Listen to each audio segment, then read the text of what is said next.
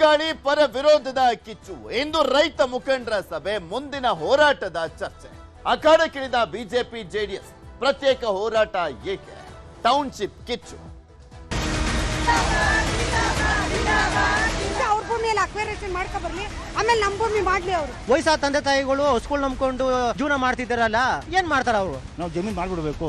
ನಮ್ ಜಮೀನ್ ಮಾರಕ್ಕೆ ಇದ್ವಿ, ಮಾರಕ್ಕೆ ರೆಡ್ ಜೋನ್ ಅಲ್ಲಿ ಇಟ್ಬಿಟ್ಟು ಯಾವನ್ ಬಂದು ತಗೊಂತ ಇಲ್ಲ, ಒಂದೇ ರೇಟ್ ಮಾಡಿದ್ದಾರೆ. ಆರಾಮ ಕೊಟ್ಬಿಟ್ಟು ಅವ್ರೇನು ಮಾಡ್ಕೊಳ್ಳಿ ಬಿಡು. ಇವರು ಟೌನ್ಶಿಪ್ ನಿಲ್ಸ್ಬಿಟ್ರು ಅಂದ್ರೂ 50 ಲಕ್ಷಕ್ಕೆ ತಗೊಳ್ಳೋರ ಯಾರು ಇಲ್ಲ. ಅಭಿವೃದ್ಧಿ ಕೊಡ್ಬೇಕು ಸರ್. ರೈತರು ಭೂಮಿ ಬಿಟ್ಕೊಟ್ಟಿದ್ದು ತಾನೇ ಸರ್ ಬೆಂಗಳೂರು ಬೆಳೆದಿತ್ತು.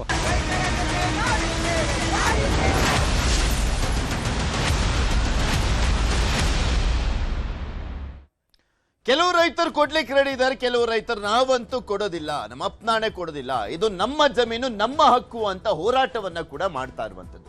ಬಿಡದಿ ಟೌನ್ಶಿಪ್ ನಿರ್ಮಾಣಕ್ಕೆ ಪರ ವಿರೋಧ ವ್ಯಕ್ತವಾಗ್ತಾ ಇದೆ. ರೈತರಲ್ಲೇ ಒಂದೊಂದು ಗುಂಪು, ಕೆಲವರು ನಾವು ಕೊಡ್ತೀವಿ ಅಂತ, ಕೆಲವರು ನಾವು ಕೊಡೋದಿಲ್ಲ ಅಂತ.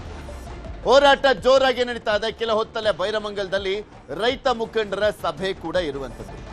ಸರ್ಕಾರ ಹತ್ತತ್ರ 2.25 ಕೋಟಿಯಿಂದ 2.5 ಕೋಟಿವರೆಗೂ 1 ಎಕರೆಗೆ ಫಿಕ್ಸ್ ಮಾಡಿದೆ. ಇಷ್ಟು ಕೊಡ್ತೀವಿ ನಿಮ್ಗೆ, ನಿಮ್ಮ ಭೂಮಿಯನ್ನ ಕೊಟ್ರೆ ಅಂತ. ಬೈರಮಂಗಲದಲ್ಲಿ ರಾಜ್ಯ ಮಟ್ಟದ ರೈತ ಮುಖಂಡರ ಸಭೆ, ಭಾರತೀಯ ಕಿಸಾನ್ ಸಂಘ, ಸಂಯುಕ್ತ ರೈತ ಸಂಘದಿಂದ ಸಭೆಯನ್ನ ಮಾಡಲಾಗ್ತದೆ. ಟೌನ್ಶಿಪ್ ವಿರೋಧಿಸಿ ಬೃಹತ್ ಹೋರಾಟಕ್ಕೆ ರೂಪುರೇಷೆಯನ್ನ ಸಿದ್ಧಪಡಿಸಲಾಗ್ತಾ ಇದೆ. ಸ್ಥಳೀಯ ರೈತ ಮುಖಂಡರ ಜೊತೆಗೆ ಸಭೆ ನಡೆಸಿ ಮುಂದಿನ ನಿರ್ಧಾರವನ್ನ ಕೈಗೊಳ್ಳಿದ್ದಾರೆ. ಇಂದಿನ ಸಭೆಯಲ್ಲಿ ಮುಂದಿನ ಬೃಹತ್ ಹೋರಾಟದ ಬಗ್ಗೆ ನಿರ್ಣಯವನ್ನ ಕೂಡ ಕೈಗೊಳ್ಳಲಾಗುತ್ತೆ. ಏನ್ ಮಾಡಬೇಕು, ಏನ್ ಮಾಡಬಹುದು, ಯಾವ ರೀತಿಯ ಹೋರಾಟವನ್ನ ಮಾಡಬೇಕು ಅನ್ನುವಂಥ ಪ್ಲಾನ್ ಆಫ್ ಆಕ್ಷನ್ ಇವತ್ತು ರೆಡಿ ಆಗುತ್ತೆ. ಆ ಬ್ಲೂ ಪ್ರಿಂಟ್ ಇವತ್ತು ರೆಡಿ ಮಾಡ್ಕೊಳ್ತಾರೆ ರೈತ ಸಂಘಟನೆಯವರು. ಬಿಡದಿ ಟೌನ್ಶಿಪ್ ವಿರೋಧಿಸಿ ಹೋರಾಟ, ಭೂಸ್ವಾಧೀನ ವಿರೋಧಿಸಿ 458ನೇ ದಿನದ ಹೋರಾಟವನ್ನ ಮಾಡಲಾಗ್ತಾ ಇದೆ. 1.5 ವರ್ಷದಿಂದಲೂ ಕೂಡ ಹೋರಾಟ ಆಗ್ತಾ ಇದೆ ಭೂಸ್ವಾಧೀನವನ್ನ ವಿರೋಧಿಸಿ. ಯಾವುದೇ ಕಾರಣಕ್ಕೂ ಭೂಮಿ ನೀಡಲ್ಲ ಅಂತ ಹೇಳ್ತಾ ಇದ್ದಾರೆ ರೈತರು. ನಾವಂತೂ ಯಾವುದೇ ಕಾರಣಕ್ಕೂ ಭೂಮಿಯನ್ನ ಕೊಡೋದಿಲ್ಲ, ಅದಾಗಿದ್ದಾಗ್ಲಿ ಅದೆಂತ ಹೋರಾಟಕ್ಕೂ ಕೂಡ ನಾವು ಸಿದ್ಧರಿದ್ದೇವೆ ಅಂತ 458 ದಿನದಿಂದ ಹೋರಾಟವನ್ನ ಮಾಡ್ತಾ ಇರುವಂತ ರೈತರು ಹೇಳ್ತಾ ಇದ್ದಾರೆ.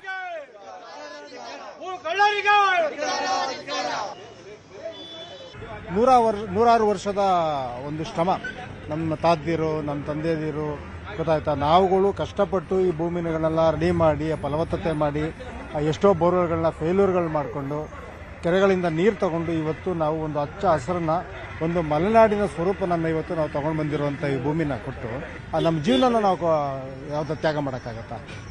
ನಾವೇನು ಬೇಕಾದ್ರೆ ತ್ಯಾಗ ಮಾಡ್ಬೋದು. ನಮ್ಮ ಜೀವನ ನಾವು ತ್ಯಾಗ ಮಾಡಿದ್ಮೇಲೆ ನಾವು ಬದುಕಿದ್ದು ಪ್ರಯೋಜನ, ಹೋರಾಟ ಮಾಡಲೇಬೇಕಲ್ವ ಸರ್. ಈಗ ಮೊದಲನೆಯಿಂದನೂ ತಮಗೆ ವಿಚಾರ ಗೊತ್ತಿರೋದೇನೆ, ಮತ್ತೆ ಹಿಂದೆಯಿಂದನೂ ಹೇಳೋ ಅಂಥ ಅವಶ್ಯಕತೆ ಇಲ್ಲ ಅಂತ ನಾನು ಅಂದ್ಕೊಂಡಿದ್ದೀನಿ.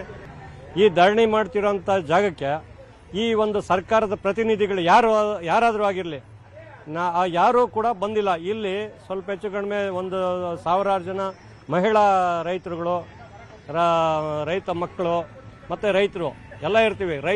ಹೆಣ್ಮಕ್ಳು ಅವ್ರೆ ಅಂತ ಅಂದರೆ ಸೌಜನ್ಯಕ್ಕಾದರೂ, ಮಾನವೀಯತೆ ದೃಷ್ಟಿಯಿಂದ ಆದರೂ ಇಲ್ಲಿಗೆ ಬಂದು ಕೇಳೋದು ಬೇಡವಾ ಸರ್?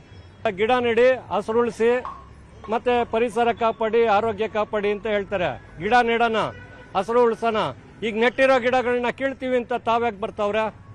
ಭಾಳ ಕಷ್ಟಪಟ್ಟು ನಾನು ವ್ಯವಸಾಯ ಮಾಡ್ತಾಯಿದ್ದೀನಿ, ಎಲ್ಲರನ್ನೂ ಕೇಳಬೇಕಾಗಿ ಭಾಳ ಕಷ್ಟಪಟ್ಟು ಜೀವನ ಮಾಡ್ತಾಯಿದ್ದೀನಿ. ಒಂದು 5-6 ಜನ ನನ್ನ ಮಕ್ಕಳು, ಒಂದು 5-6 ಸಂಸಾರನೇ ಸಾಕ್ತಾಯಿದ್ದೀನಿ. ಅಷ್ಟು ಸಂಸಾರ ಸಾಕ್ತಾಯಿದ್ದೀನಿ ನಾನು. ನಾಳೆ ಇವನು ಕಿತ್ಕೊಂಡ್ಬಿಟ್ರೆ ಇವರು ನಾವು ಎಲ್ಲೋಗೋದು ಸ್ವಾಮಿ ಹೇಳಿ?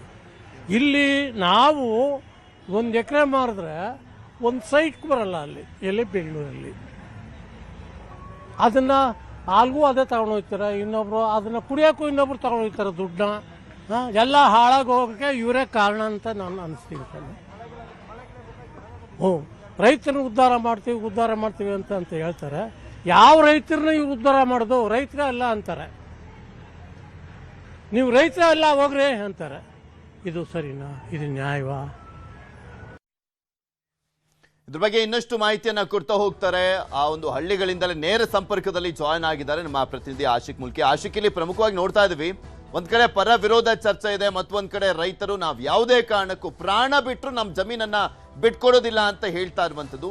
ಆ ಒಂದು ಧ್ವನಿ, ಆ ಒಂದು ಹೋರಾಟ ದಿನದಿಂದ ದಿನಕ್ಕೆ ಆ ಕಿಚ್ಚು ಜಾಸ್ತಿ ಆಗ್ತಾನೆ ಹೋಗ್ತಾ ಇದೆ.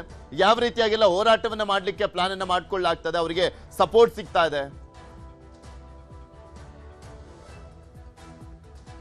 ಪೃಥ್ವಿ, ಈ ಒಂದು ಹೋರಾಟವನ್ನ ಮತ್ತಷ್ಟು ತೀವ್ರ ಸ್ವರೂಪದಲ್ಲಿ ತೆಗೆದುಕೊಂಡು ಹೋಗೋದಕ್ಕೆ ರೈತ ಸಂಘಟನೆಗಳು ಮುಂದಾಗ್ತಾ ಇರುವಂತದ್ದು. ಇವತ್ತು ಬೈರಮಂಗಲದಲ್ಲಿ ಒಂದು ಹಿರಿಯ ರೈತ ಹೋರಾಟಗಾರರು ಸಭೆಯನ್ನು ಕೂಡ ಮಾಡ್ತಾ ಇರುವಂತದ್ದು. ಅದರ ಪ್ಯಾರಲಲ್ ಆಗಿ ಈ ಸಣ್ಣ ಪುಟ್ಟ ಜಮೀನನ್ನ ಇಟ್ಕೊಂಡಿರುವಂತ ರೈತರು ಕೂಡ ನಾವು ನಮ್ಮ ಜಮೀನನ್ನ ಬಿಟ್ಕೊಡಲ್ಲ ಅಂತ ಹಲವು ರೈತರು ಹೇಳಿದ್ರೆ, ಕೆಲವು ಭಾಗದಲ್ಲಿ ಕೆಲವು ಹಳ್ಳಿಗಳಲ್ಲಿ ನಾವು ಸಿದ್ರಿದೀವಿ ಏನು ಜಮೀನನ್ನ ಬಿಟ್ಕೊಡೋದಕ್ಕೆ ಅನ್ನುವಂತ ಮಾತನ್ನು ಕೂಡ ಹೇಳ್ತಾ ಇರುವಂತದ್ದು. ಸದ್ಯಕ್ಕೆ ನಾನು ಬೈರಮಂಗಲದ ಬಳಿ ಇರುವಂತಹ ಒಂದು ಬನ್ನಿಗಿರಿ ಅನ್ನುವಂತ ಒಂದು ಹಳ್ಳಿ ಇದ್ದೀನಿ. ಇಲ್ಲೂ ಕೂಡ ಒಂದು ಹನುಮಂತಯ್ಯ ಅನ್ನುವಂತ ಒಬ್ಬರ ರೈತರ ಜಮೀನಲ್ಲಿ ನಿಂತ್ಕೊಂಡಿದ್ದೀನಿ. ಹೆಚ್ಚು ಕಮ್ಮಿ 3 ಎಕರೆ ಜಮೀನು ಇವರಿಗಿದೆ.